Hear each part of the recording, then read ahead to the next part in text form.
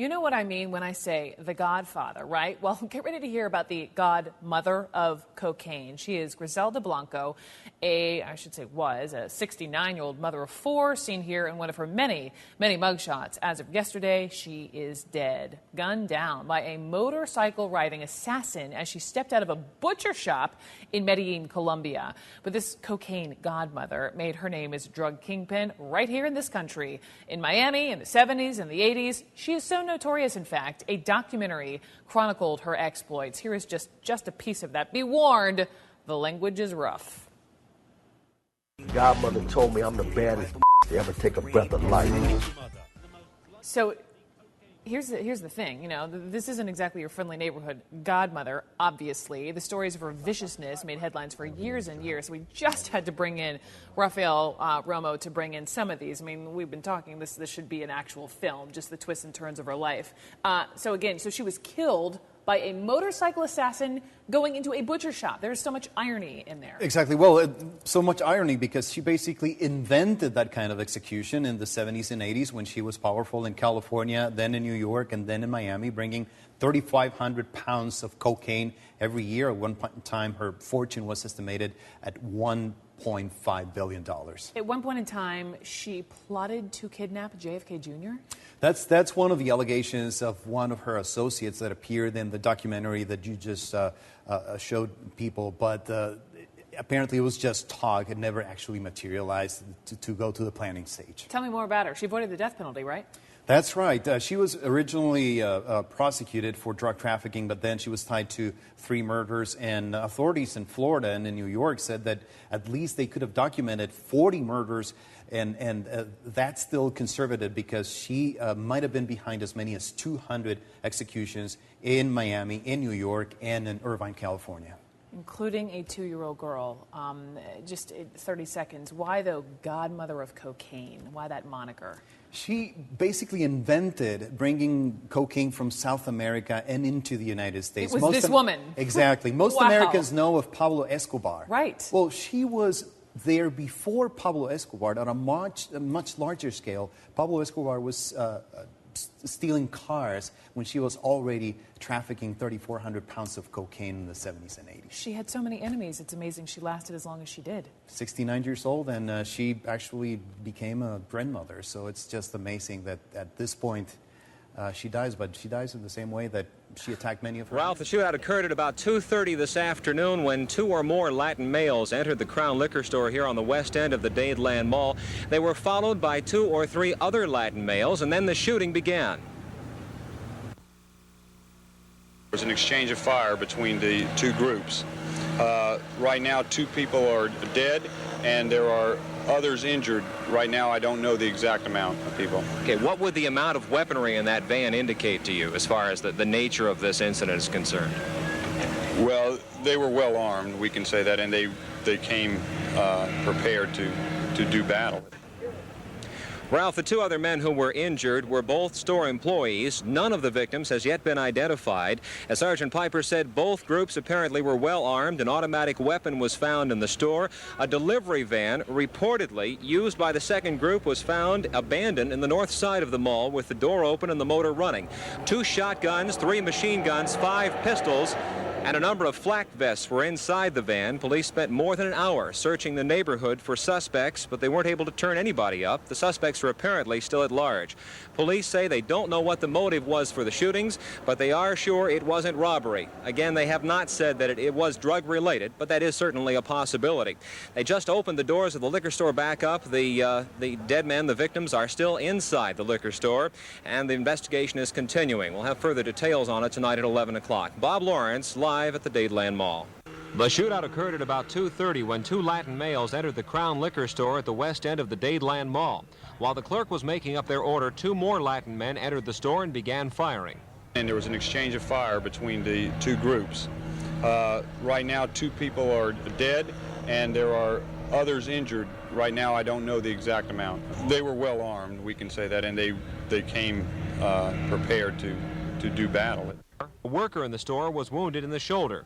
The shooting continued outside, as this eyewitness, who asked not to be identified, explained. I ran over to the corner of the building at the liquor store and saw man shooting out of the big van towards some cars. And after they fled, I went over and looked at the car and found somebody underneath who was shot in both ankles. The man hiding under the car was another liquor store worker. The assailant sprayed gunfire all around the parking lot. Shell fragments were found some 40 yards from the store. The getaway delivery van marked Happy Time Party Supplies was then dumped in the mall's north parking lot. Inside were several rifles, pistols, and shotguns, some ammunition, and flak vests. Officers searched the surrounding neighborhood for more than an hour but turned up no suspects. The bodies of the victims were not removed from the scene until 8 this evening. Identities have not yet been released. Other information about the murders is still sketchy as the investigation and search for suspects continues. Bob Lawrence, Channel 4 News.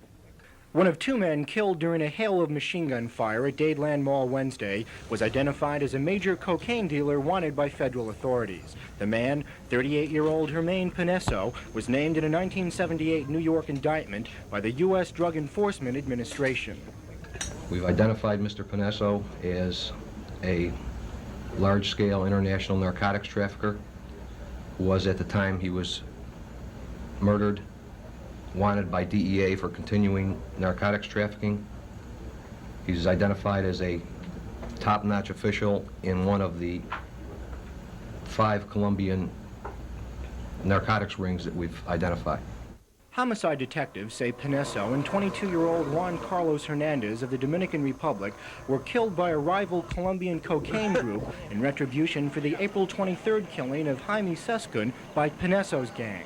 Dade County Police predict even more killings as the warfare continues between the rival drug factions. They say there may be as many as 2 other specialized drug wagons, similar to the one used in the Dadeland killings, now on the road somewhere in South Florida. And it's designed in this fashion to prevent rip-offs by other narcotics groups, other factions, and also to prevent the police from stopping this van and making any seizures. Police say they need even more help from the public in providing information to be able to make an arrest in the case. Al Sunshine, Channel 4 News. Scarface, it's a cult classic, right? And it epitomized the Miami cocaine scene in the 1970s and 80s. But what inspired that iconic movie? A new book called Hotel Scarface, where cocaine cowboys partied and plotted to control Miami, focuses on just that and the Mutiny Hotel. In the 70s and 80s, the Mutiny Hotel was a drug-filled playground where dealers, cops, models, celebrities, pro athletes converged, even politicians, you name it. So joining us now with more on the book and the hotel that inspired the movie is the author himself, Robin Farside. Thanks for joining us. Thanks for having me. So this is, I think, when you watch Scarface, in watching that scene right there, you sort of get a little taste. But the book describes, I don't know, the epitome of debauchery. It was just wild, Hotel Mutiny. It was stranger than fiction, yeah. And that's why I did the crazy thing and committed myself to more than 20 years of writing this nonfiction account of how a failed state, effectively South Florida, was a kind of a place where anything went. Yeah, indeed. And this hotel was sort of the center of it all. It was hotel/nightclub. Really, it was a nightclub, but then it was also a hotel, so people lived there. Drug dealers lived there. There was a tremendous amount of money, weapons, drugs coming through there on a daily basis. If you could give me sort of a 30-second description of what the Hotel Mutiny was like, what would you say? I would say it was where the cocaine wars crashed into the Cold War, crashed into the savings and loan crisis, crashed into the Iran-Contras, the sexy 70s, reefer madness, pre-AIDS. And it was like our Studio 54. I mean, this was before South Beach had anything going on in Miami. It was really a war-in for retirees, and it's where Grandma and Grandpa would go to spend their late years. Right. And so this was the place. It was next door to a recording studio. Celebs would stay there, strong men. I mean, beautiful women would party, plentiful amounts of coke and dom. And you got some amazing interviews. You talk about beautiful women. There were many beautiful women who worked at the Mutiny. Right. You got incredible interviews with them. But also, while I was sort of going through this, I kept on thinking, like, where did he get this information from? How did he find out exactly what they said during this moment when they were about to, walk in with machine guns? Tell me about your research to get this book done. You have to embed yourself. Yeah. I mean, I was an immigrant honor student, grew up in Miami, drank milk, said no to drugs, tried to be what Nancy Reagan wanted me to be. And I found this story right before I left for college up north. And when I realized that this was the tip of the iceberg of a true stranger than fiction story, I felt like I had to go in there and over-report it and talk to all sides of the law. I mean, dopers, spies, law enforcement, and try to get texture to tell the story as good as I could. I mean, I have dreams about the place, but I was 5 when most of this happened. So you try to learn from the oral history and you know, fake it till you make it. And hopefully the book is working for people. There was an awful lot of violence, obviously an awful lot of drugs and drugs being used and abused. When you spoke to some of the people that were at the center of this all, do they look back on this time with fond memories or not? A lot of them say, thank you for the grace of God, I'm alive. Yeah. Because certain people did not make it out alive. Let's not forget, Miami was the murder capital of the United States by 1981. They look back at this time and it's amazing, kind of like certain investors look back at the internet bubble. I mean, it was just crazy. It was debauchery. Oh, those were the cocaine days. Everything went because everybody was for sale. Anything was for sale. And that's what happens when a town, its Federal Reserve branch, sees a $5 billion cash surplus. Can we get our heads around $5 billion in 1980? I mean, everything, everybody's soul, everybody's property was for sale. And so it's easy for us in hindsight to say, oh, that's like Rome under Caligula. But when you mix cash and power and violence and, you know, 120,000 refugees come into Miami in 1980, many of them violent criminals, something is going to combust. Yeah, you know what I thought was also interesting about the book? You talk about really the way in which the CIA helped to create this in their training, in the information that they shared with people who they thought were maybe they were going to be able to use, whether with the Bay of Pigs attack or the people that they thought were going to be able to help them overthrow Castro. Instead, what they ended up doing was giving them an education they could have never gotten anywhere else. And they just applied all that knowledge, that intelligence knowledge, that military knowledge, to dealing drugs. You have thousands of ticked-off Cuban men and adolescents in the 1960s and 70s who are rearing for a rematch to go out and take out Fidel Castro, and it doesn't happen. And they're saying, all right, while I'm sticking around, might as well get paid. So they move marijuana. It's child's play because they know the coastline. They know evasion better than anybody else. And then pound for pound, cocaine becomes a heck of a lot more profitable. Move cocaine. And by then, the U.S. government couldn't put that genie back into the bottle, that cat back into the bag. In fact, there's lots of evidence, if you look at the John Kerry report in the late 80s, that the CIA was complicit. By then, it turned to looking the other way, salutary neglect, while these guys move cocaine down and arms back and forth with the Iran-Contra crisis. I mean, the United States government, I mean, the CIA, Washington, D.C. broadly really has its fingerprints on the cocaine explosion, sadly. Yeah, they could have raided the mutiny over and over and over again and come out with all kinds of drugs and guns and, you know, probably charged everybody in there. Why didn't that happen? It was too valuable to law enforcement to see how everybody interacted, who sent bottles to who was talking to who. There were informants inside the place. Why mess with the place? Why stir up the pot and ruin it? It's like a gorgeous aquarium. But it did get violent. There were shootouts by 1983, and the Miami-Dade police told the owner, you need to sell, you need to get out of Dodge or we're going to shut you down. By the time murder comes into the hotel and people realized it was life and death, that was really the end of it. Yeah, I feel like I'm not even sort of expressing to you all what this place was like. You do such a good job at describing it's sort of otherworldly, where rules and laws really don't apply within the boundaries of this hotel. And that's what happens in certain air pockets of history, whether you look at ancient Rome under Nero and Caligula, you look at Deadwood in the Gold Rush, you look maybe some things that happened in the United States, the bootlegger 1920s. There are times where you have to kind of give up on all social conventions because anything goes. And that's why, I mean, it's just stranger than fiction. One of the main dopers, who looks a lot like Tony Montana, is driving around town with a chimp, wearing a gold chain and a Cuban cigar. And people look back on that and it's like, oh yeah, that was Mario's chimp. I was like, what do you mean? You know? Cocaine's a hell of a drug. That is so true. That is so true. As Rick James once said. And he was also a frequent guest, right? He was a frequent guest. He was a freaky guest, too, we're told. You know, unfortunately, freebase and crack. I mean, the polish comes off of this. This is very high culture, high functioning, high concept when you're talking about Dom Perignon and powdered cocaine. But when it's repackaged and the price of cocaine has fallen in the 80s, and you get much more of a New Jack City situation, an entire parts of Baltimore, Trenton, Miami, Charlotte going down the tubes very quickly. It's an American tragedy. Yeah, really. It's a great book. As I started reading this halfway through the first chapter, I thought, God, this would make a great TV series, and it's going to be. Yes, we'll be coming to TV. Hopefully, we have a deal with Stone Village Productions for a premium limited cable series. So fingers crossed. I had to leave so much on the cutting room floor that I'm excited to kind of bring it to 4K life, you know? Well, the book's out there for everyone if they're interested in learning a little bit more. Robin, Farzad, thank you very much. My pleasure. Thank you for having me. What's going on, you guys? Welcome back. Another episode of Greenlit Gang TV here. After a short break, had to switch it up, make a few subtle changes, switch up my channel a little bit. I'm attempting to monetize you guys. So, was hit with some information when I attempted to monetize the first time. I had to go back, heavily edit a couple videos, had to remove some videos off my channels. So, it took me some time, but I'm back. I'm rolling. Today, we're going to be talking about Griselda Blanco. The Netflix series dropped Sofia Vergara's as playing her. There's been a lot of uproar about it because I think it was great. I binge watched it in a couple days, but it was her family came out and said they didn't like it. They were suing her.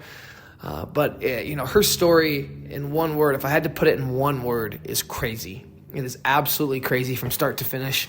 So let's just get right into it. She's born February 15th, 1943, Cartagena, Bolivia, Colombia. Famously known as the Black Widow or La Madrina, Godmother. She was a pioneer in the cocaine trade, heavily involved in it from 70s, 80s, 90s, even in the early 2000s. Her background, if you watch just the Netflix series, it doesn't touch on her childhood much other than when she makes a comment to her son. There's stuff in the Cocaine Cowboys 2 episode where it talks about some certain things, but her childhood was rough, okay? Not making any excuses for what she did in the future, but her childhood was extremely rough. She was basically exposed to that criminal lifestyle at a very young age. There's that famous story at the age of 11, she attempted with a group of kids, she kidnapped and attempted to ransom, and then even ended up shooting a child from an upscale neighborhood in Colombia to attempt to extort the family for money. By the age of 13 was pickpocketing, was committing small crimes. Now, this is, one thing where you do see what she was going through. By the age of 19, she'd ran away from home. Apparently, she was being sexually assaulted by her mother's boyfriend for a period of time. Now, excuse me, there was a rumor about prostitution. And in the show, okay, it really harkens on that. It really shows that she was a prostitute, this and that. But to Griselda's defense, she always denied this. She said no, she was not. So it's just something to kind of put out there that she always did deny that, no, she was not a prostitute. A little bit in her personal life here. She has 4 children, right? Dixon, Uber, Osvaldo, and the famous Michael Corleone. Yes, she did name him after the Godfather character. Her first 3 were all before the age of 21. She had 3 husbands, Carlos Trujillo, and that's the first 3 boys' father, right? So Dixon, Uber, Osvaldo are all with Carlos Trujillo. They ended up divorcing. This is where kind of that Black Widow name starts to take effect. They were actually business partners and running drugs and stuff like that until an argument broke out where she had him executed. So from there, she marries Alberto Bravo, who was a Medellin cartel drug trafficker. All right. Again, they begin, exporting cocaine, setting up territories in New York. They actually moved to New York, okay? And an argument ensues. She basically, it says, shoots him in the head. He had been telling her that Godmother nickname was starting to get to her head. So for whatever reason, it said that she kills him. Now, I think this is the one that she gets off of. I think she was initially charged and then she beat the case, but she dipped to Colombia for a while, came back. And then, as in the Netflix series you see, and in later times, in Michael Corleone's father, her third husband, Dario, I hope I'm saying this right, Sepulveda, whom she married. She had her 4th son, Michael Corleone, with. They were together until in 1983 when things are really starting to go downhill. He leaves her, and he actually takes their son with him. Now, kind of shows us in the show, and you hear about this, but Blanco actually paid to have Dario assassinated, and then her son brought back to her in the U.S. He's only with his mom for a couple years. She was arrested in 1985. And it's really no surprise. Her sons, she brings them into that life. You see it in some of these interviews with her youngest, Michael Corleone, who's still around. He's the only one who's still living. They all were exposed to that at an early age, which is kind of sad. She was exposed to a criminal element as a kid. She's saying that she's doing all this for her kids, but ends up kind of doing the same thing, exposes them to a criminal lifestyle. And Osvaldo and... Okay, so this is what's interesting. Osvaldo and Dixon had been involved with their mom in dealing the drugs, and I believe Uber had too. Well, they were actually in jail at the same time she was in jail, but they got paroled in 1992. Osvaldo's killed shortly later at a Columbia nightclub in 1992. Dixon was believed to be killed in 1992 as well. Uber was also killed in Columbia. There are some differing stories, okay, and I'll be honest, this is where it was kind of hard to hear about certain parts, because the differing parts and stories hinted at no, one of them wasn't killed, or no, they weren't. But in an interview in 2020, the last son, the youngest son, Michael Corleone, had said that all three brothers had been killed, and had been killed basically tied to the drug business. The second husband, right, Alberto, he was part of the Medellin cartel. It began with her first husband, Trujillo, who in 1964, they were building a business where they were smuggling marijuana and everything. Then they ended up coming to New York. It just was always a part of their life. The drug business was a part of their life. She was raised around it, and she took it, and she 10x'd it. You can't really emphasize enough the importance of Griselda Blanco in the walls of history in drug smuggling and cocaine trafficking. The 70s and 80s, especially in Miami, where she was a central figure, were known for the violence. She was hugely important in bringing the drugs to these huge cities. It's estimated at its height that her cartel or her group was bringing in $80 million a month. She recruited the Cuban refugees to work for her, and she slowly but surely began a level of dominance and viciousness that had not ever been seen, even by, men who had been around in it and were violent killers. They even said she took it to a whole new level of just absolute viciousness, violence, and ruthlessness.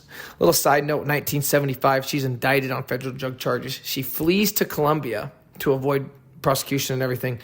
She comes back in the late 70s to start her own operation. Now, this is where you see the violence really take off, the Miami drug wars, right? You see the Time magazine cover, basically saying Miami's just a dead zone, a dead city. It had completely changed. The hundreds of homicides a year. Blanco's estimated, some are saying up to 200. I was reading numbers as low as 40 that were really tied to her, but it's somewhere in there. You see the local police departments, the local state authorities, they couldn't handle it on their own. So together with the DEA, CENTAC 26 is created to combat this rising problem that is obviously not going away. She helped modernize many murder techniques, including the famous drive-by shooting on the back of a motorcycle, the smuggling techniques. You see her talking, you see in the Netflix series, and then what I read was in these lingerie shops in Colombia, bras and girdles with these women that she knew, and some of them were prostitutes, some of them were just people that she knew. That was in the beginning, smuggling drugs over in their clothing. She was a pioneer on so many different levels. I don't think she gets enough credit for that. You hear about the craziness, you hear about the violence, but you don't hear about the true credit that a woman, the 70s and 80s, that's the thing. You gotta remember, she was a woman. A lot of people didn't believe it. that a woman was coming in and doing all these things. And she'd been doing it. Like you said, she was smuggling, in the early 60s, was smuggling pot with her first husband. And then she'd get into arguments with these guys that she was married to, and she'd kill them or have them killed. And it's just crazy. And another thing that doesn't get emphasized enough, people were very, very loyal to her. She had a flamboyant, loving, motherly instinct about her, and a way about her that drew these men in, these violent, vicious men in, the Cuban refugees. You know, she was able to really give them a sense of worth. Not just the refugees, all of them. But there was the flip side to her. She had a horrible temper. The drug problem started to really increase, where the cocaine use was going up. And I had, before, forget the Netflix series, I had watched on other interviews and other things, Cocaine Cowboy, she was freebasing cocaine. She was really starting to kind of lose it. And that only upped the violence and upped the paranoia.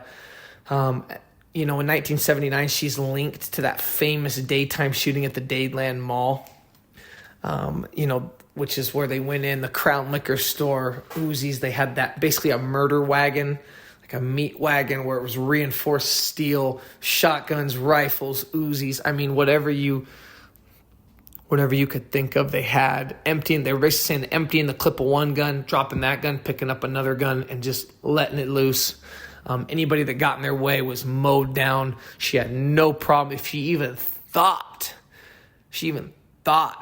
something was off, she would kill you. No hesitation, she would kill you. You see where her bodyguard, right?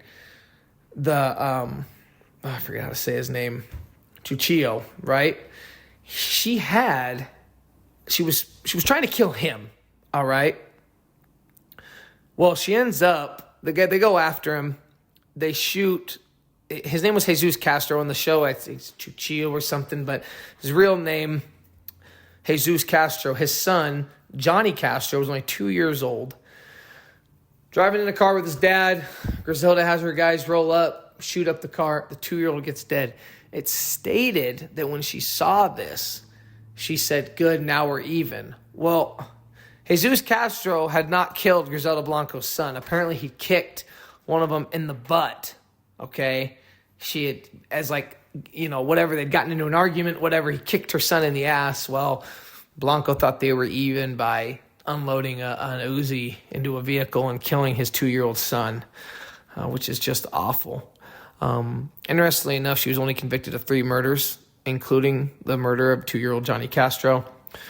There were also the murders of Antrido and Grisel Lorenzo. In their Miami house, they were brothers. They were murdered with their kids in the other room. They had a debt of $250,000. Hadn't been paid. Disrespectful, basically, to Griselda, and she handled it accordingly. So all this is going on, Syntax building, all these cases are building against her. She has outstanding stuff, you know, and I really didn't read much past the original case in the early 70s that she fled to Colombia, then came back. I don't know why that wasn't enough to pick her up, but regardless, February 17th, 1985, her DA shows up to her house, arrests her. At that point, she's just charged with conspiring to manufacture, import, and distribute cocaine. The trial took place in New York. She gets sentenced to 15 years on that. While she's serving that sentence, that's where the murder charges come down by the state of Florida. This is where Rivi, or Jorge Ayala, comes in. Her most trusted hitman actually had agreed to testify against her. So he's doing this, right? He's working with the state, going to get her on all this crap. Well, 2 secretaries that are part of the prosecutor's office decide to have a phone sex affair with Jorge Ayala, and their case goes to crap. She ends up cutting a deal on that, and in 1998 pled guilty to 3 counts of second-degree murder to run concurrent with the drug charges. All right? So, a few years later, she's a longtime smoker, has a heart attack in 2002. In 2004, she is granted compassionate release, deported straight back to Colombia. Another 8 years go by. She's at a butcher shop, with her pregnant daughter-in-law. She leaves with $150 worth of meat. This is ironic, and this is almost poetic. A man on the back of a motorcycle rolls up, shoots her twice, killing her. It was stated that after she fell to the ground, her pregnant daughter-in-law placed a Bible on Griselda Blanco's chest. She was pronounced dead at the scene. And with that, one of the most infamous and famous drug lords was killed. Now, there are some ties to Pablo Escobar. It wasn't stated for sure if they were lovers or not. Her second husband that, was part of the Medellin cartel. So I'm sure there were some ties there. There is the interesting line that Escobar stated. His quote was, "The only man I was ever afraid of was a woman named Griselda Blanco." And I will give you a piece of information that you guys might not know. She is buried in the same cemetery as Pablo Escobar in Colombia. That was a little interesting fact, something I did not know. And then you see, while she's locked up, she meets a guy named Charles Crosby, writes her a letter, right? Like a fan letter stating his admiration for all this. He's a low-level coke dealer in Oakland, right? Came from a broken home.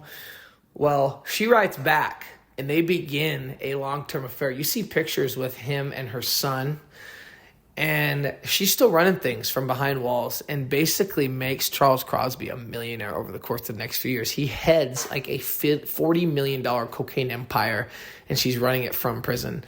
Eventually, that disintegrates with the murder charges that come down, but that Jorge Ayala had testified to, because remember, she got sentenced on the drugs. She's serving time on that. Then eventually the murder charges come down. But in between that time, she hooks up with Charles Crosby, puts him on. So she's still running things from behind walls. Then when the murder charges finally come down, I believe that's when the drug trafficking finally, at least they believe, stopped. And she served out the rest of her time. So really interesting story. I'm really happy I'm back, guys. I was really happy to make this video. I'm working on getting monetized, okay? So I had a week off. Like I said, I had to make some serious changes to my channel. It was frustrating. I'm not going to lie. It was very frustrating, but I got through it. I'm learning as I go with this. I really am doing some of this on the fly. I'm in sales. I'll just be honest. I'm in a little bit about myself. I'm in sales. I work 60 to 70 hours a week. I love making these videos.